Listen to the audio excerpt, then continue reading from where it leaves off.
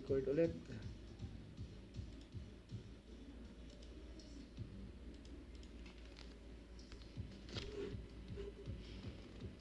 Ayan mga tol, so magandang umaga ano. So blitz time tayo ulit. So ang kalaban natin si Andre Swissblade from anong flag nito? Wala siyang flag. So rating niya is 2282. Ayan. Okay, so approach pa rin natin hyper accelerated dragon. So ito kasi yung opening na to, maraming minline na iniiwasan. So kasi pag normal na dragon, yung mga kasi ngayon magaling na sa ganyan, magaling kumabisa. So ang ginagawa ko, pagkalaban ko medyo mga bata bago, so nagsa-sideline ako.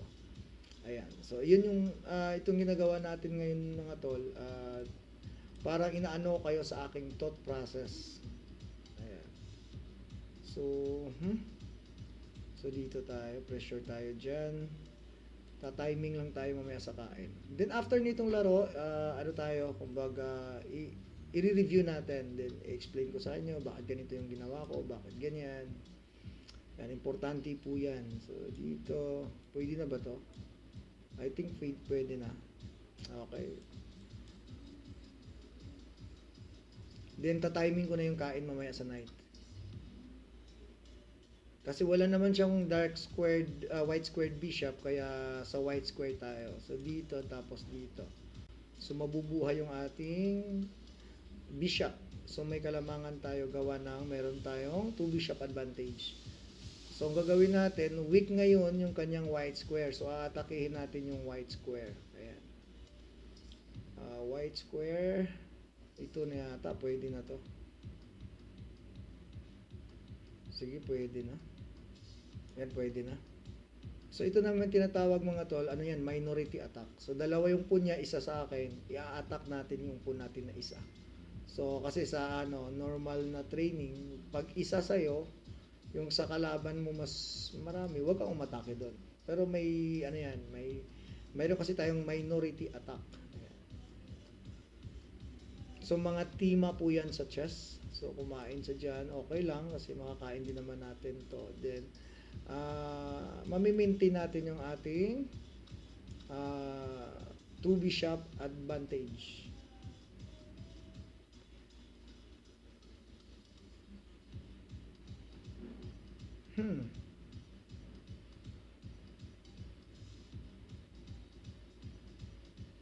Dito parang may tactics dito kasi makakain yung kanyang knight. The moment umalis siya, mayroon akong check dito eh. May may tawag natin dito. Ano ba tawag nito? Pin or skewer? Ayan. So, dito, okay din, ano? So, may check muna tayo. Ano magandang gawin dito? Dito tayo. Kakainin natin yung pawn. So, time, tapos always tol, tingin kayo sa time nyo. So, ang time natin, so, lamang siya konti sa atin ng 15 seconds. That's okay. Ayan. Isang naman, pag lamang kayo, maintain nyo na yung atake. So, dito tayo, check. Hindi, pwede natin kainin to, no? Pwede nang kainin pala to. Hindi, check muna. Check. Kasi meron siyang kain na ganun eh. Kain dito. So, mapipilitan muna siyang umalis. Alisin yung kanyang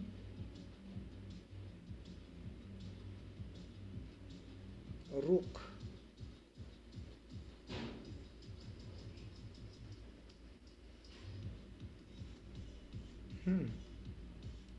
Dito muna tayo.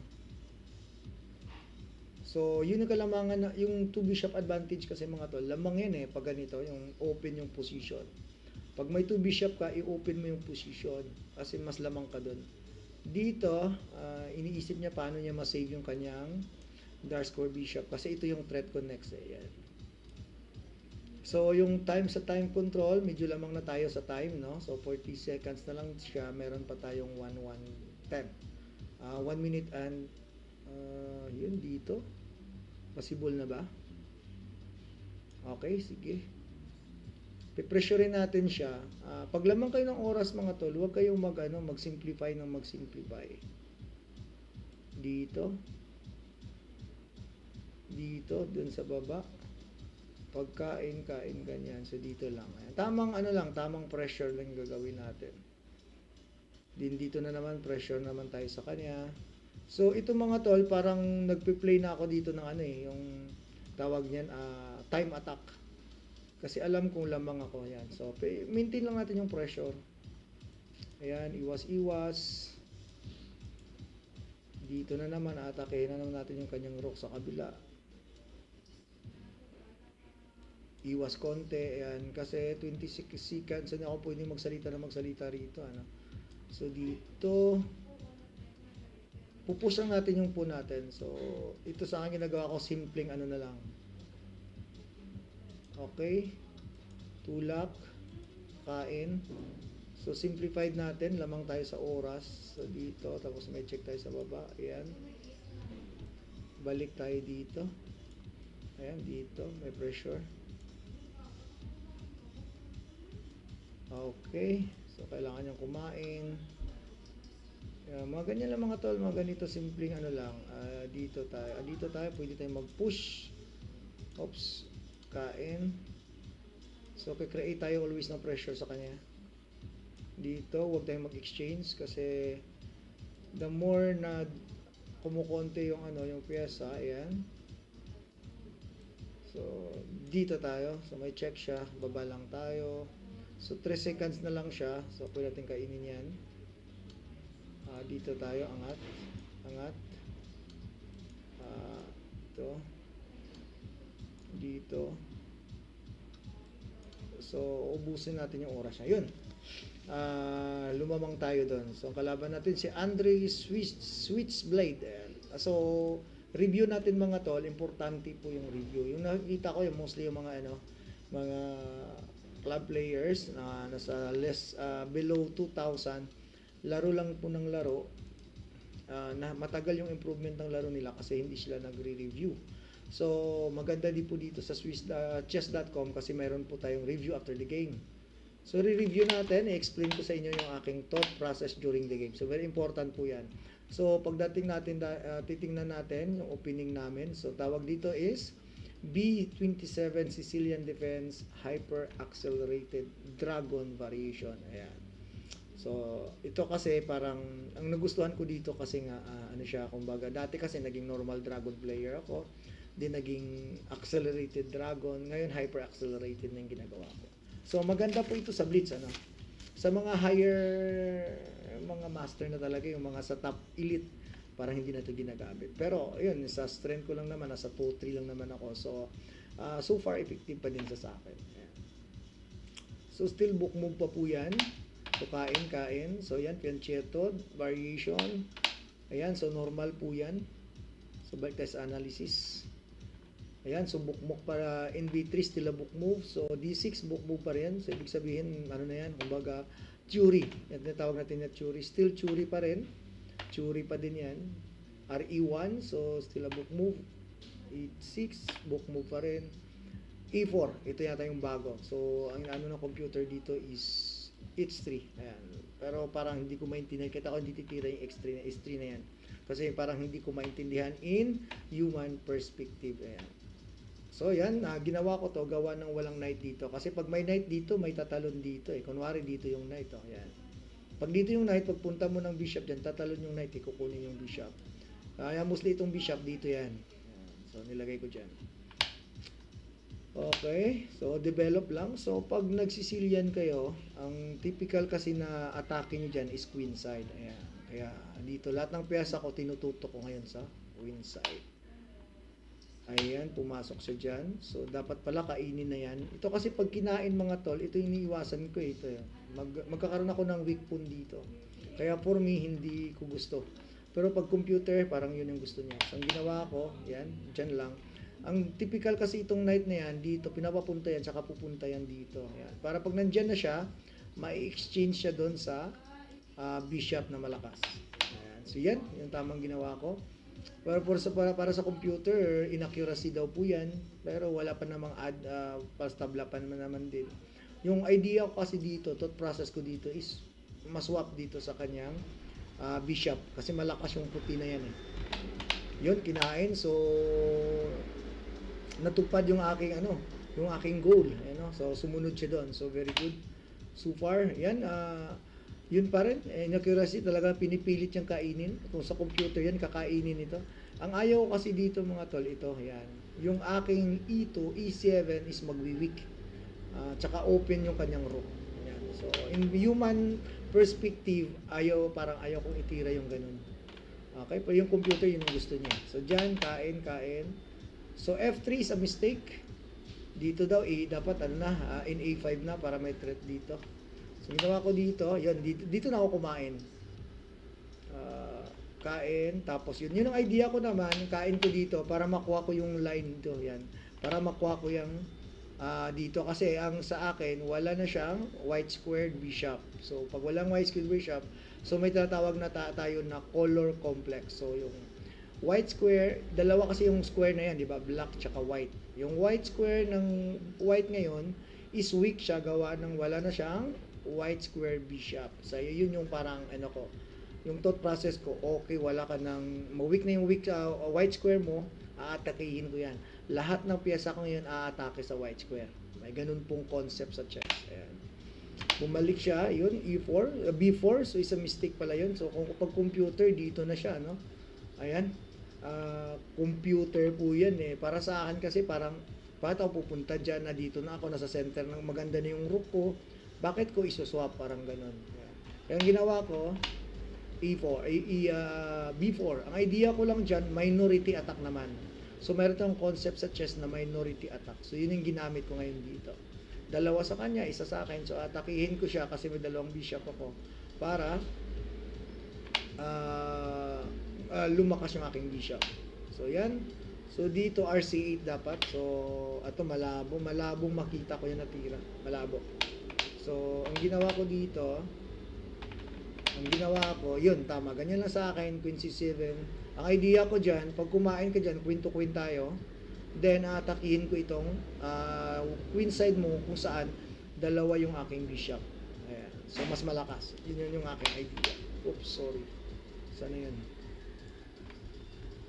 Okay, sana ba tayo? Ayan. So, yun yung idea ko. So, kinain niya, kumain, queen to queen na. So, yan. This is my dream position. Para sa akin, kung i-check natin yung punang kalaban is 5. Yung sa atin 4. Pero, in terms of position, initiative, lamang yung black. At saka nag-agree din naman yung computer sa atin. Yung computer, binigyan na ng plus 1.40 yung black. So, ginawa ko dito, kumain. So, mali pa pala yung kain ko na yan. Dapat rook daw. Never mind lang. So, yan. So, ginawa ko ngayon, at yung mga inaccuracy, marami akong inaccuracy dito. Pero yung idea ko kasi, mahirap kasi ito, mag-apply kasi ito ng pressure sa white side. Kasi, dalawa yung bishop ko, so, mahihirapan siyang mag-defense. Yan. So, prone on mistakes. Yun yung idea ko dito. So, yan, nagka-mistake na siya dito. So, mali rin pala yung tira ko. Dapat pala dito, check muna. So, ginawa ko dito, ang idea ko lang dito, kakainin ko lang yan. Pag nakain ko na yung pun mo, din itutulak ko yung extra pun ko na yan, yung pass pun ko na yan. Ganun na lang yung mindset ko dito kasi nga, blitz naman, kulang sa oras. Ayun dito, nag-blunder na siya, ang ginawa ko, which is very good move. Yung nag-check muna ako. Check, pag-check, yun, kinain ko. So, dito pala, ito iniisip ko kasi to, nakita ko na to, pero iniisip ko, pagkainin kasi, may ganun eh. Pag may ganun, ang gagawin, may check na pala dun, no? Tama, no? May check na pala agad. Okay, so hindi ko nakita yun. So, ginawa ko kumain. Yun, another blunder na naman siya. Ang ginawa ko naman, bumalik lang. So, dapat RE8 na ito, pero itong RE8 na to, mahirap to, hindi ko to makikita. Gawa nga na makakain to eh, makakain yung pun ko eh. So, computer kasi talaga, medyo yan eh, accurate sila mag-analyze. Yung ginawa ko dito, bumalik lang ako. Yung idea ko, kasi wala na tayong oras kanina, yung idea ko lang is, ma-safety ko yung king ko, tapos itutulak ko itong aking pass pawn. Yun na yung laman ng utak ko kanina during the game. So, yan, ayan, may nakita akong ano dito, so pinin ko lang. Yan, pinipilit ko lang siyang ako magagawa ng difficult decision. Yan. Ito yung idea ko. Idea ko is tutulak lang yan. Itutulak ko lang yan, i-queen ko lang. Pag tingnan natin yung position, halos tabla, 0-0-0, pero mahirap ito sa side ng white. So yan, threat na naman yung rook, iwas lang. Dito naman, ito yung tinatawag natin na time attack. So, nagpi-play na ako with the time. Yun, na-exchange, the idea ko is matulak ko yung pawn. Yan. So, pag mga master po ito maglaro, kanina pa nanalo itong black eh. Pero hindi po tayo ganun kagaling, hindi tayo grandmaster. Ayan. Ako isang Arena International Master lang po tayo. So, dito, bakit ginagawa ko yan? Lamang kasi ako kanina sa oras. Pag tinignan mo yung oras, 11 seconds na lang siya, 28 pa ako. So, gumagawa lang ako ng mga move na inaantay ko siyang magkamali. Ayan. So, hindi tayo nag-exchange, no? Kasi pag na-exchange, malaking, puro na po yan sa tabla. So, pag ganyan, huwag kayong mag-exchange. So, yan. Gumagawa lang ako ng, nag-aantay lang ako na magkamali siya. Ganon, yan. Binigyan ko siya ng false attack. Kasi yung knight tsaka rook kasi, mahirap makapagmati yung dalawa na yan. So, para sa akin, kahit maliit lang yung time, hindi ako takot na mamati ng rook tsaka knight. Kasi madalang yan. Pag dalawa lang sila, hindi nila mamamati yung king. So, yung time dito, 3 seconds na lang siya, 16 seconds pa ako. So yan, nagpi-play na lang ako with time. Ayan, umaangat ako. Dito naman, iniiwasan ko lang na ma-double check ng knight yung aking rook tsaka king. Kaya iniisip ko dito, dapat yung king ko nasa white square, yung rook naman nasa black square para walang double check sa knight. Yan ang ginawa ko. Hindi ko na iniisip yan, basta sabi ko, pag yung king ko nasa puti, tapos yung aking rook nasa the dark square, malabo na po yan, ma-double check. Yan yung mga idea na pang mabilisan. So dito pala may tira na. Aking E5.